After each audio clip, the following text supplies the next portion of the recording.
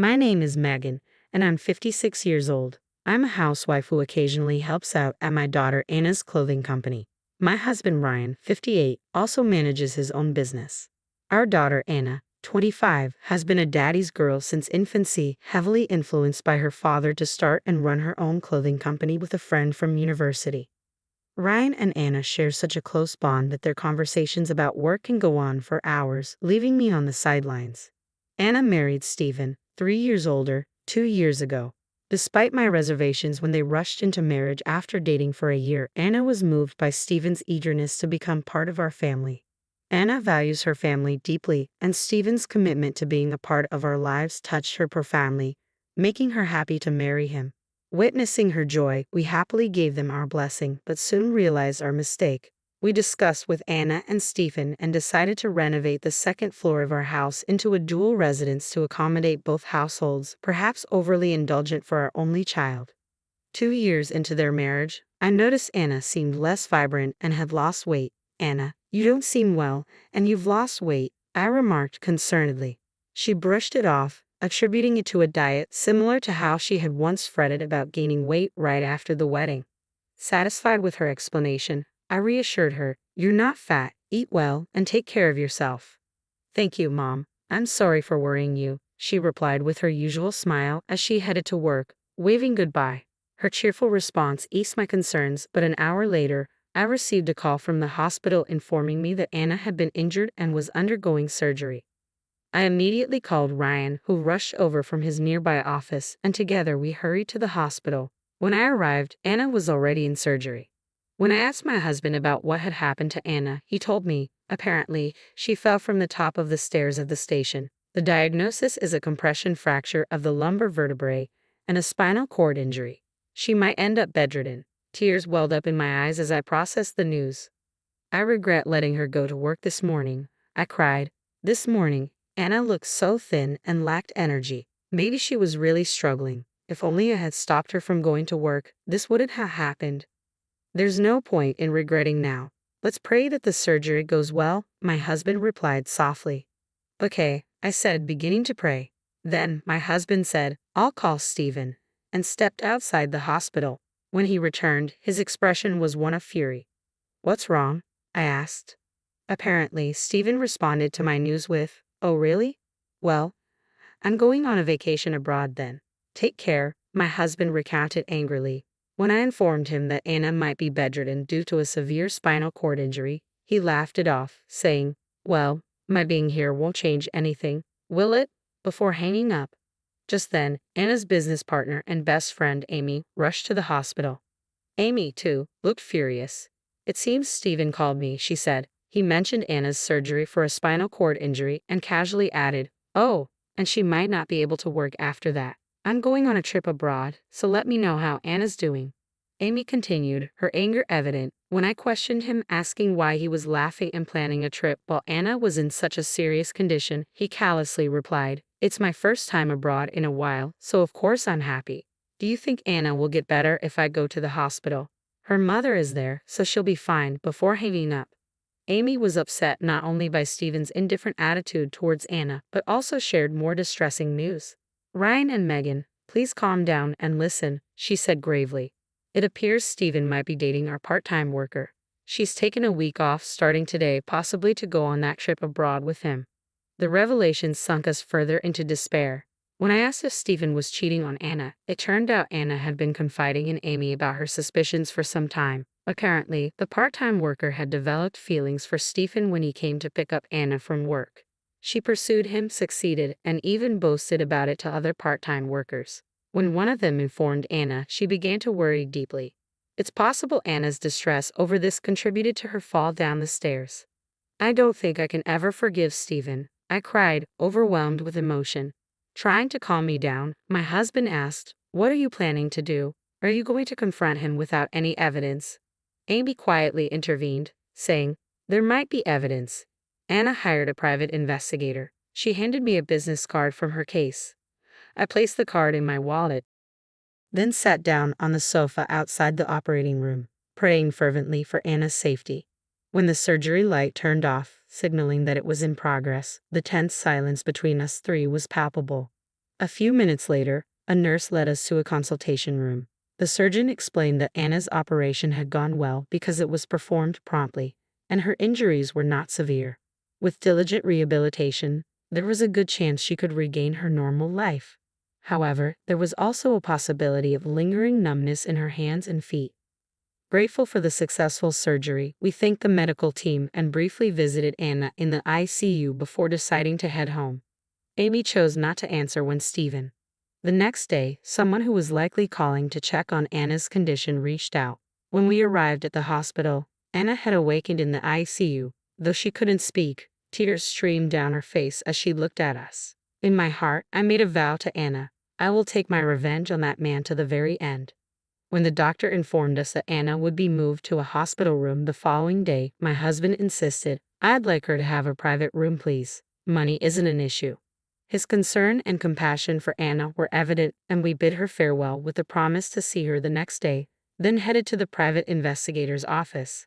Amy was already there, having just received the results. "Stephen is not just guilty, he's absolutely guilty," she began, pulling out documents to explain. "And there's something even more shocking." She showed us numerous pictures of Stephen and a woman named Amelia together, arm in arm, as well as a photo of them entering a travel agency. It turns out Amelia had told a coworker at her part-time job about going on a trip abroad with Stephen, Amy explained, showing us a photo of their flight tickets bearing both their names. "This could be crucial evidence.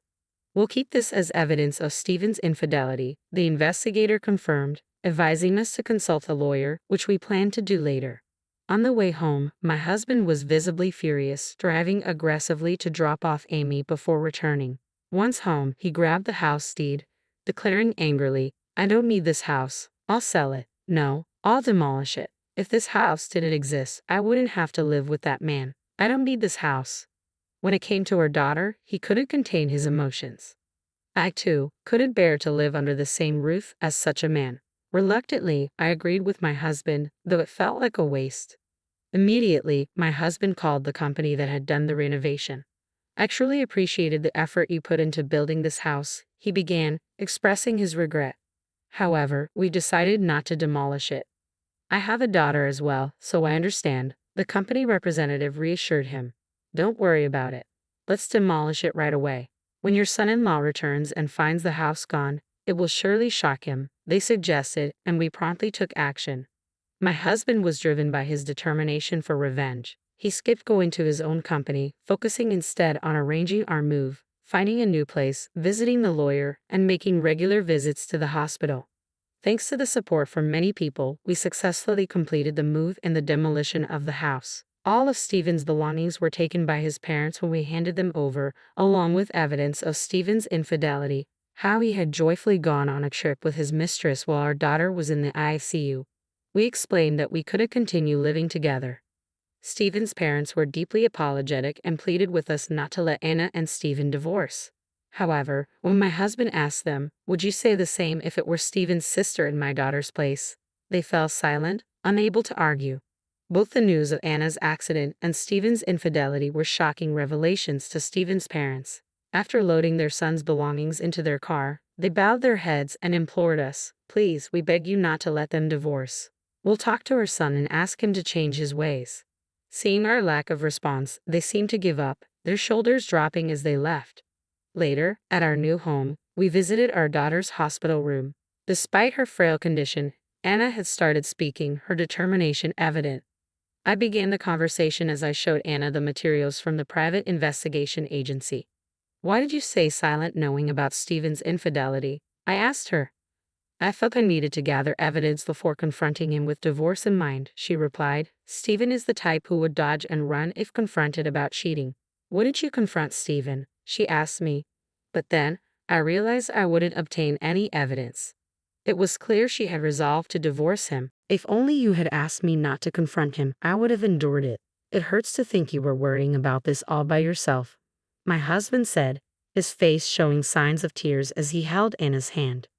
Then he recounted how he had demolished the house, arranged our move, met with Stephen's parents, and explained the situation before they picked up his belongings. "Maybe my father-in-law is anxious thinking your company will stop doing business with them," he added. "Dad, Mom, I'm sorry. Even though you renovated our home for me, I can't forgive him for choosing his mistress over me and my situation. I want to divorce him, Anna expressed firmly. All right, we'll tell the lawyer exactly that. Mom and I both support your decision to get a divorce, my husband assured her. Our next house will be a spacious high-rise condo, and your room will be just as large, he promised, gently patting our daughter's head. Finally, Anna managed a smile through her tears. When the hospital staff realized we were there, a doctor came to explain Anna's condition and the prognosis. Since the surgery was performed promptly, she should be able to return to her normal life after rehabilitation, the doctor informed us. While there's a slight possibility of numbness in her hand, it's unlikely, he added. Thank you so much, doctor. That's a relief, isn't it, Anna? You don't need to worry anymore while walking, I reassured her. Anna stunned us with her revelation. I didn't fall down the stairs because I was lost in thought. Someone pushed me. Shocked, we questioned her repeatedly, each time met with her firm insistence that she was telling the truth, her eyes serious. She described catching a glimpse of the culprit, a woman with blonde hair, but couldn't recall her face, only the sensation of being pushed with both hands. Upon hearing this, the doctor said, "It's my duty to report this to the police for investigation."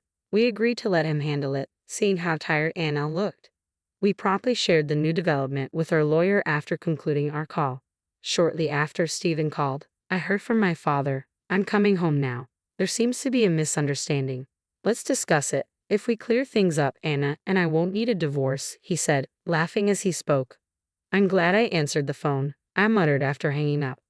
Later that evening, Stephen called again. This time Ryan answered. "The house is gone. What about my belongings? Going this far over a misunderstanding is ridiculous and utterly foolish. Where are you living now?" Stephen demanded. "Didn't your parents tell you? They took your belongings home," Ryan replied calmly. "What misunderstanding? We have evidence from the investigation agency," Ryan retorted, his tone mocking. Stephen grew frantic at the mention of evidence. "We're just friends. There's no romantic relationship. If we clear up this misunderstanding, tell me where you live." "My father told me not to return until this is resolved, so Anna and I can avoid divorce," he pleaded desperately. Ryan's single word, "impossible," caused Stephen to lose his temper. "You really broke into my house and removed my belongings, didn't you? I'll sue you for trespassing. If you don't want that, tell me your address. Are you ready to lose me, the one married into your family and your only current heir?" Stephen ranted.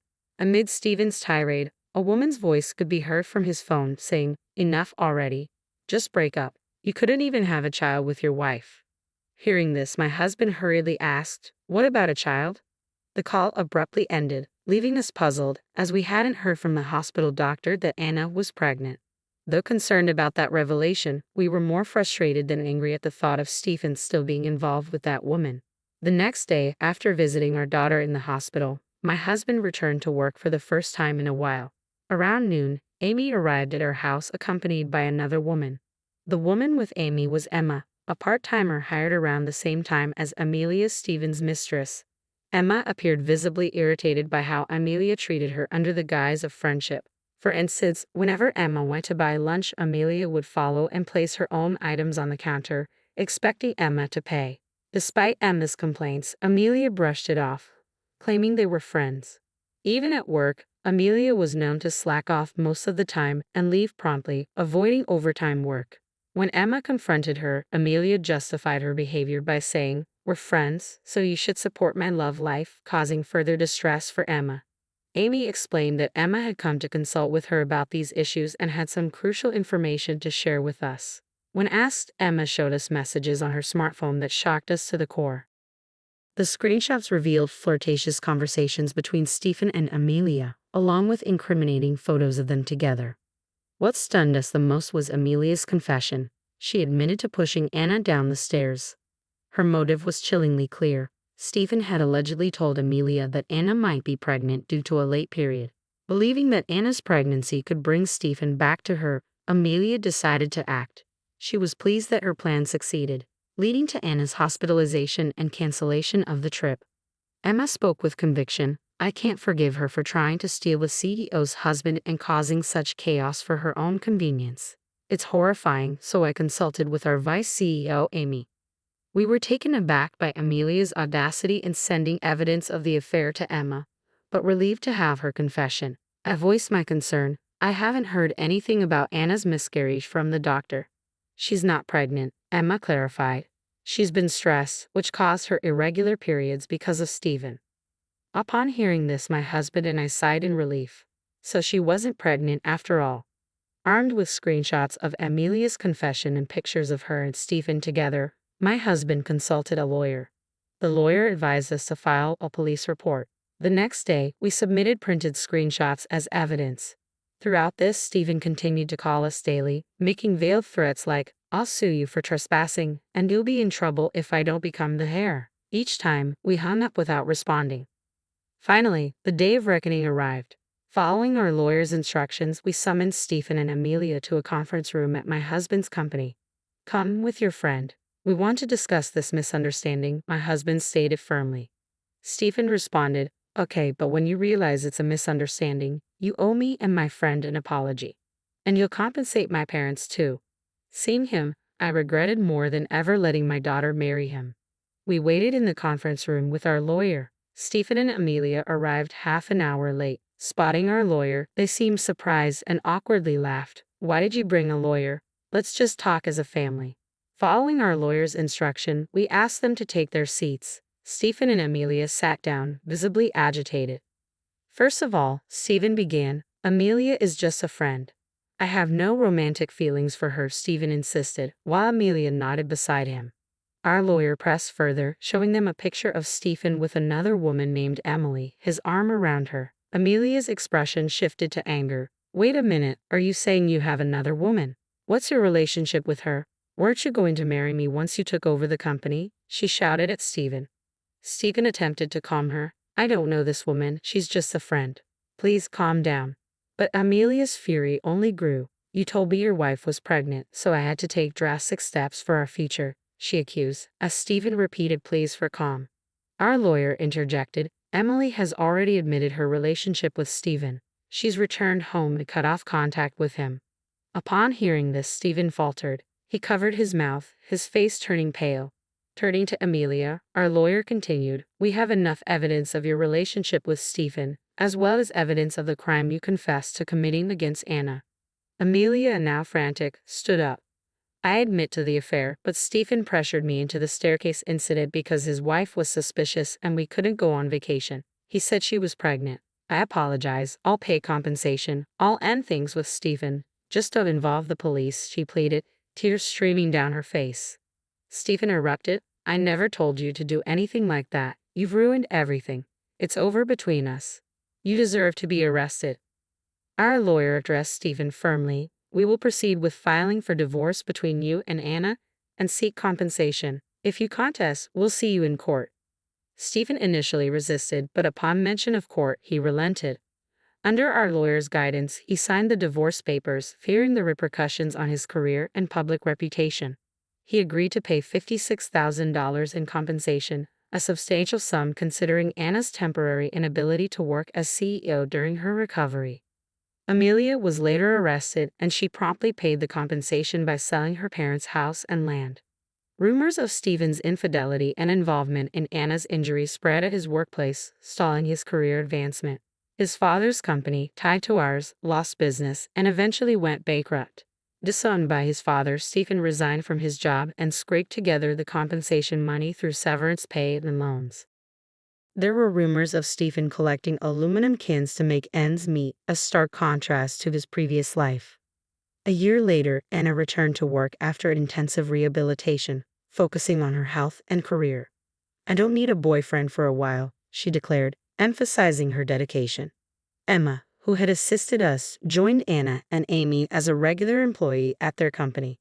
My husband continued working vigorously, driven by his motto, "Active for life," determined not to be outdone by our daughter's thriving business. In the end, the saga of revenge came at a high cost, but we remained resolved to support our daughter's company with all our efforts.